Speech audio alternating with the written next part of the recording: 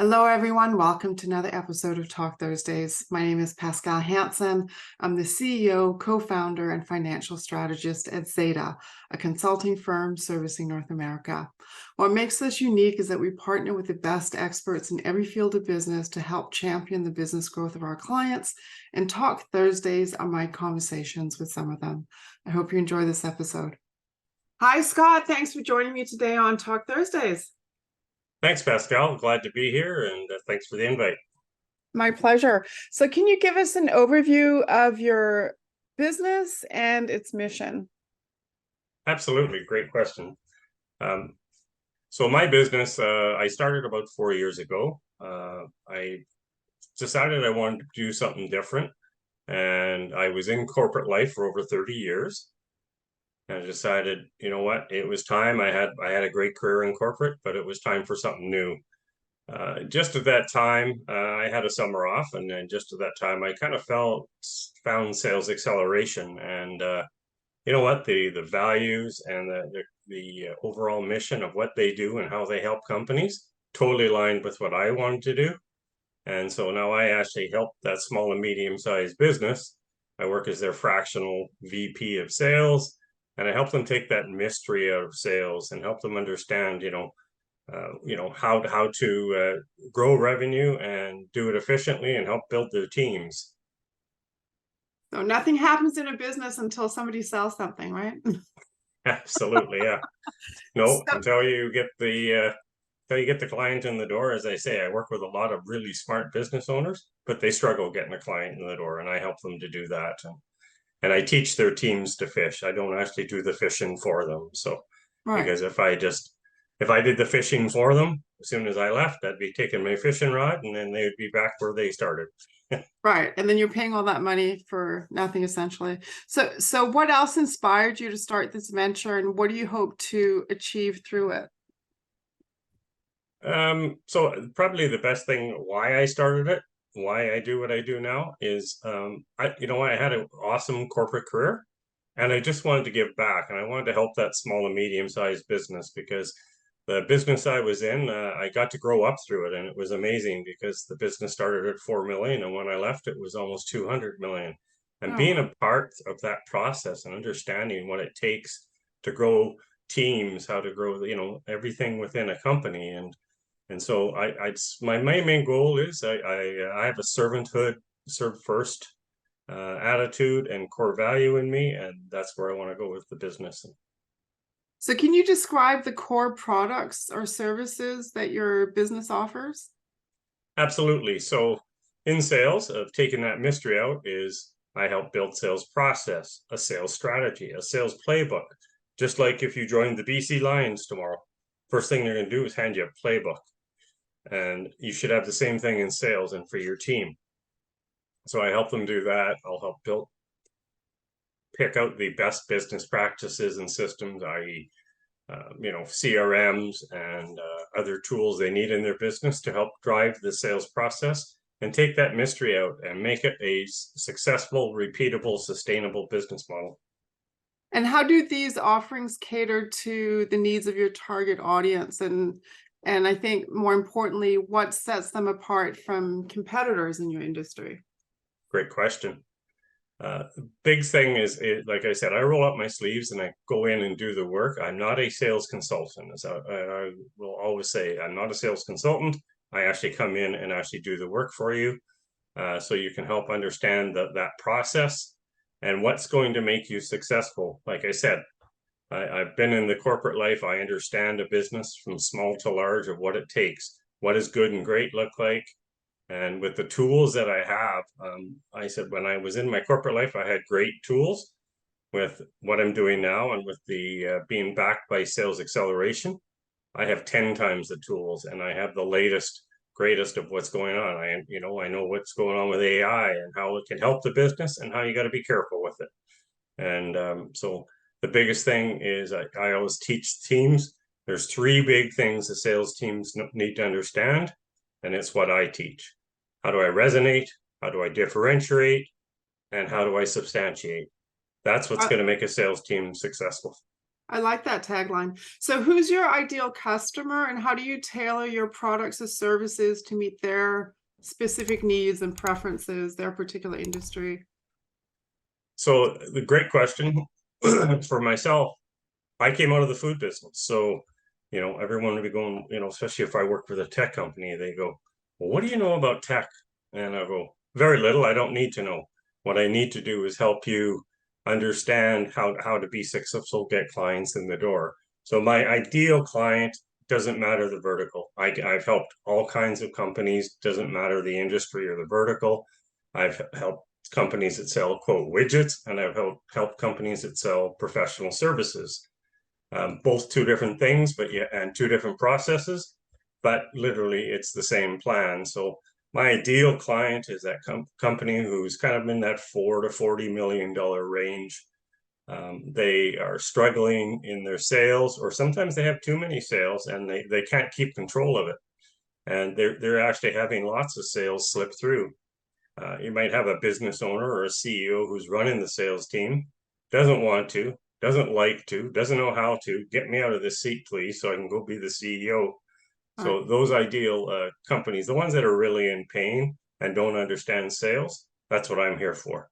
I've done it for so many years, and I know what needs to happen, and that's why I can do this fractionally and come in, because when I'm in, I'm laser focused, and I help you get the job done. Excellent. And can you share some success stories or examples of how your business positively impacted your clients? Absolutely. So I'll use one or two examples here. So I had a client who was in the oil and gas industry. And this was a very skeptical business owner and didn't really understand, sales were a mystery to him. And he just kept thinking, oh, it's just another sales guy coming in my door. So, but I helped them understand the mythology of sales, the value proposition of sales, how their team needs to think, and how they need to work in hand with the whole company. And he was just amazed after 3 months, because when I start with a client, I start at the foundation. I build the foundation of their sales, so their tools, their process, their everything, the comp plans, everything.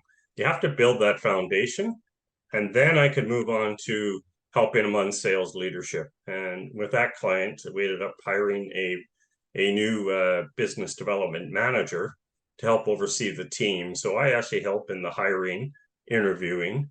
I don't recruit, but I'll help them find that right person for the right seat. And now that I've talked to him since, he's just going, oh my God. And he wrote a nice client testimonial for myself, and basically said, I had so little faith in sales and salespeople. And he says, Scott was able to come in and help me really understand it. And he says, it's amazing what it's done for the company and how I can now go focus and be the business owner. I'm not just so focused on revenue. Fantastic. And you said you had two stories? What's the other one? Yeah, so the other one was this was I typically don't start work with a lot of startups. This company was actually in the food industry, and Okay. that's the industry I came out of. They What had a food little. in particular? What food in particular? They were in the plant-based Okay. foods. Okay. So helping them, they were totally foreign to how to get into the grocery stores, and that's where I came in. That's where I worked. So I helped them understand what needs to happen. And same thing, they were trying to run before they walked, and Mhm. understanding all those things they need built for the foundation of what needs to happen. And now when you look at them, their business is growing, they get it, they know what they have to do, they build a successful sales model, outreach programs and whatnot. And they don't get, as I say, I'll save you from some of the landmines out there that you would run into in sales, that you should, I don't want you to have to step on those things, because a lot of new companies they'll take that and they will step on those landmines because they don't know what they don't know. So I help them avoid those. And but they had to learn how to build a little slower, how to be laser focused in the industry and get it right. So I was able to go in and make that difference. And now they're not a startup anymore. They're a successful food company, and they keep growing. Oh, that's fantastic. Yeah, you can't make up for experience. So, um, and as far as innovation and adaptation goes, they're crucial in today's business landscape. So, how has your business evolved over time to stay competitive and relevant? Yeah, it's you know what, it's one thing when I started this business, and I will say is I've always been a learner. I always like to learn new things, even though I have a little, snow on the roof and a little bit of age on my side, but I still love the learning. And the great thing is the tools of today, and even in the last 2 years, is amazing what you can do to help, shorten that sales cycle, speed up and get more sales in. The one new offering I do have is actually a sales playbook. And I've talked about sales playbooks. I've always done them, but now I have this software tool that is just amazing. And it puts out such an amazing tool. And well, I said, I don't typically work with startup companies. This is one I can actually, for a company that's starting up, or maybe they're in their first couple of years, but they still don't understand sales and they don't have processes and a playbook and strategy. This will help them. It's a good low cost entry for what I do. And just staying on top of that, CRMs, you hear a lot about CRMs today. CRMs have been around for about 20 years. And I will say it took me a long time, even when I was in corporate, to embrace the CRM. But it's amazing what a CRM does for a business now, and it's that repository of everything. So if your top salesperson leaves, the next one can step in and just pick it up, and they don't have to start from scratch. They'll see all the notes, everything is documented in there. So between AI and CRMs and oh my God, and the Apollos and the Zoom infos, there's so many great tools. And Yeah. I have to literally take some time every week to learn these. Yeah, it does take time. Have there been any pivotal moments or lessons that you've learned along the way that you want to share? Boy, that could be a pretty long list. I Some know, like I said, just give me a couple, Scott. yeah, yeah. You know what? A lot of these might sound a little cliche, but they still do make, they still stand true today. Is, remember where you came from. When I was the senior VP of sales in corporate life, I actually still made a point once a quarter to actually ride with a sales rep where I started. And it was there for two things. It was there to help them grow in their role, because most of them are young and they were just getting learning sales and learning how to be better at sales, and they wanted to grow with the company. What I used to always tell them too is like, okay, I'm not this big VP of sales. I'm Scott. Just me and Scott are going out and we're going to go have some fun today. I'm going to learn things. And I hate to tell you this. I used to joke with them. I'm probably going to get more out of this day than you are, because my corporate blinders are going to come off and I'm going to go find that next $1 million idea, because you don't get it in a boardroom. You get it back to the roots. So understanding those, that's always been a strong core value for myself on being successful and building the next leaders. You always want to have people that want your job. One of the things I'm probably most proud of is how many leaders I built through my career and Right. continue to build new leaders. Because you know what, somebody showed me along the way and helped me, and that's part of me giving back and building that next leader. That's a good point. So you have a rich history in sales leadership, as you mentioned. Could you share some key milestones or experiences from your career that shaped your approach to leading a sales team? Because there's different approaches in doing that. Absolutely.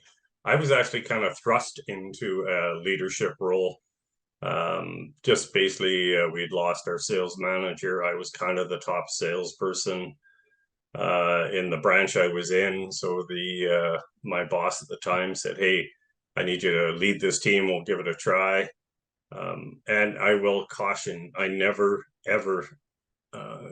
This is probably one of the biggest faux pas you can do. I kind of got lucky because I typically had some leadership qualities in me already. But I would never say take your top salesperson and put them into a leadership role and just hand them the keys. Teaching them how to do it and how to get there. But one of the big things I learned early on in my lessons is you can't teach another salesperson to do the exact same way you did it. Everyone will have a bit of different flavor, a bit of different style, approach. I was always the, hey, we got to get at it at 7 a.m. And people, have salespeople strolling in at 8:30 and going, half the day's gone, man. but you know what? I had to learn and watch from them and see, at the end of the day, they were successful. They followed the process, they followed the plan, and that helped me become a better leader. And watching the other leaders around me, how I could be better, how to help you in those tough situations, and make sure that, as the leader, you're not there to solve everyone's problems. I always taught my team, and I said, hey, I'm here to help. The door's always open. But if you need some help, absolutely come on in. Let's talk about it. But bring 2 ideas with you, because otherwise that monkey is just going onto your back and you're having to solve that problem. I like that approach. That's a good one. Because they have to, if they bring it, and most times I would just ask them open-ended questions back, because that's sales, right? You ask open-ended questions. And I would just actually talk back to them I would just repeat back a open-ended question to them. And literally they would come to the solution. I already knew what the solution was, but me just giving them the solution doesn't help them grow. No, that's like giving them that's like giving them that fish instead of teaching them how to fish, right? Yeah, exactly. And but I would help them understand how to problem solve on their own. And then, they grew, they understood it, and but they knew that, hey, my door was open, but I'm not going to solve your problems. I'm going to help you solve them, but I'm not going to solve them for you. I got to teach you and give you the skills so you'll just be better in your career. Yeah, sales coaching. So what strategies or principles do you attribute your success in this aspect of your business? Well, what Other I do than the now, one you mentioned, anything else that comes to mind? so in my business now, Yeah. I would say what really helps me is the power of the team. You can't get enough of that. The sales acceleration team, even though we're all standalone, we have our own companies, our own LLCs, but we're powered by sales acceleration. The sales acceleration team, if I need to learn about an industry, I just reach out within the community and I'll find somebody who's worked in that space. And so I kind of get the lay of the land, what a sales cycle looks like. And, having that power is unbelievable in that community, and everybody within sales acceleration, they all want to help each other. So that's why I joined sales acceleration, and that's what's helped me grow in my business and how I can help my clients even, get them to that aha moment, right? Like, oh my God, this was so much easier than I thought. But at the same time, we only know what we know. So me helping them get there is what I like to do, and serve them. Wonderful. So I'm going to end with, so thank you, Scott. So I'm going to end with a question that has nothing to do with sales or sales leadership. It's very random. And so I ask all my guests, so I hope you haven't heard any of the other interviews I've done. If you could have dinner with anyone, dead or alive, famous or infamous, who would that person be and why? Oh, that is a good question. Somebody rich, dead or alive, that I would love to learn from. That is a really good question. This is where you're going to need your edit button, because I got to take a long time to think about this. So if I had to do that, you know what? Just the first person that comes to mind. I mean, Okay. It could be a family member. It could be a historical I was just gonna say my dad. Okay. Yeah. My dad died when I was fairly young. He was a salesperson his whole life. Oh, so it's in your DNA. Yeah, it's in the DNA. And you know what?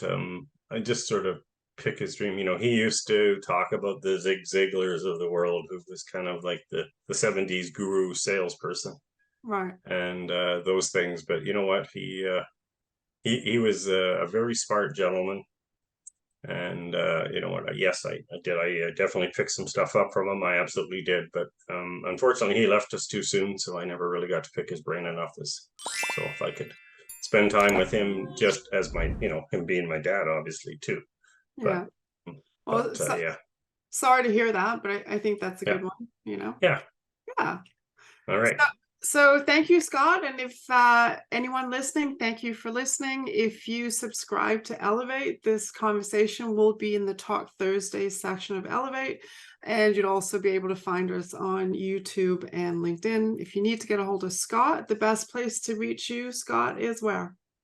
My email address, which is swilson@salesacceleration.com. The acceleration is XCELERATION. So it's got a bit of a spin from acceleration. .com. And my phone number is 403-650-2149. I know that sounds odd, being a Greater Vancouver Sales Solutions, to have a 403 area code, but I've had that number for over 30 years, and everybody knows how to get a hold of me at that number. So yeah, and I did spend a lot of years in Alberta. So Perfect. Thank you so much, Scott. thank you, Pascal. I really appreciate it, and have a wonderful day. You too.